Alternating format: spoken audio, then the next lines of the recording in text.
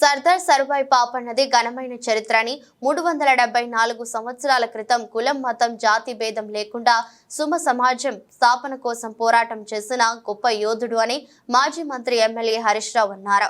సిద్దిపేట జిల్లా నంగునూరు మండల కేంద్రంలోని గౌడ సంఘం కులస్తుల ఆధ్వర్యంలో ఏర్పాటు చేసిన సర్దార్ సర్వాయి పాపన్న విగ్రహావిష్కరణ కార్యక్రమంలో మాజీ మంత్రి హరీష్ రావు పాల్గొన్నారు. ఈ సందర్భంగా ఎమ్మెల్యే హరీష్ రావు మాట్లాడుతూ మొట్టమొదటి బహుజన వీరుడు సర్దార్ సర్వాయి పాపన్న అని అన్నారు. కుల మతాలకు అతీతంగా సమాజ స్థాపన కోసం పోరాడి తన నెత్తురోడి తన రాజ్యాన్ని స్థాపించారన్నారు. అందరికీ పేరు పేరున నమస్కారం తెలియజేస్తా ఉన్నా. నిజంగా ఈరోజు సర్దార్ సర్వాయి పాపన్న 374వ జయంతి సందర్భంగా మన సిద్దిపేటలో నంగునూరులో ఈరోజు విగ్రహాన్ని ఏర్పాటు చేసుకోవడం నాకెంతో సంతోషంగా ఉంది. సర్దార్ సర్వాయి పాపన్న చరిత్ర చాలా ఘనమైనటువంటి చరిత్ర. 375 సంవత్సరాల క్రితం కులం మతం జాతి లేకుండా సమాజ స్థాపన కోసం ఆ రోజుల్లోనే పోరాటం చేసినటువంటి గొప్ప యోధుడు సర్దార్ సర్వాయి పాపన్న. మరి ఆయన 17వ దశాబ్దంలో బహుజన రాజుగా ఆయన చరిత్ర పుటల్లో నిలిచినటువంటి మహనీయుడు మన పాపన్న గౌడ్ గారు. అటువంటి పాపన్న గౌడు ఈరోజు మా గౌడన్నలకు అందరికీ ఆయన ఒక గొప్ప పోరాట యోధుడిగా, ఆయన ఒక ప్రతీకగా ఈరోజు నిలిచాడు. వారి విగ్రహాన్ని గతంలోనే మనం సిద్దిపేటలో కూడా ఏర్పాటు చేసుకున్నాం.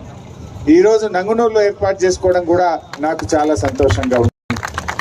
మరి ఈ గీత కార్మికుల సంక్షేమం కోసం మరి గతంలో ప్రభుత్వాలు కృషి చేసినాయి. ఇప్పుడు కూడా ప్రభుత్వాలు ఇంకా సంక్షేమంలో ముందుకు సాగాలని చెప్పి కూడా నేను కోరుకుంటా ఉన్నా. మరి ఈరోజు హరితహారంలో భాగంగా గతంలో పెద్ద ఎత్తున మరి గడి మీద కానీ ప్రభుత్వ భూముల్లో కానీ ఈతవనాలు పెంచే కార్యక్రమాన్ని చేస్తున్నాం. చెట్టు పన్నులు రద్దు చేసుకున్నాం, పాత బకాయిలు రద్దు చేసుకున్నాం. వైన్ షాపుల్లో దేశంలో మొదటిసారిగా 15% రిజర్వేషన్ కూడా మరి మనం గతంలో తెచ్చుకున్న కూడా మీ అందరికీ తెలుసు. మరి రాబోయే రోజుల్లో కూడా ఇంకా మీ అందరి సంక్షేమం కోసం తప్పకుండా నేను నా శాయశక్తుల కృషి చేస్తానని, మరి పాపన్న గౌడ్ అడుగు జాడల్లో రాబోయే రోజుల్లో మరి మనందరం కూడా ఇంకా ముందుకు సాగాలని చెప్పి కూడా నేను కోరుకుంటాను. రాబోయే రోజుల్లో రాజకీయంగా కూడా తప్పకుండా మన నియోజకవర్గంలో మా గౌడన్నలకు మంచి సముచిత ప్రాధాన్యత కూడా కల్పిస్తామని చెప్పి కూడా ఈ సందర్భంగా తెలియజేస్తూ, ఈ విగ్రహాన్ని నిర్మించడానికి కష్టపడ్డ ప్రతి గౌడన్నకు, సహకారం అందించిన ప్రతి గౌడన్నకు, దీంట్లో భాగస్వాములైన ప్రతి ఒక్కరికి నా హృదయపూర్వక అభినందనలు తెలియజేస్తూ, జై గౌడన్న, జై తెలంగాణ.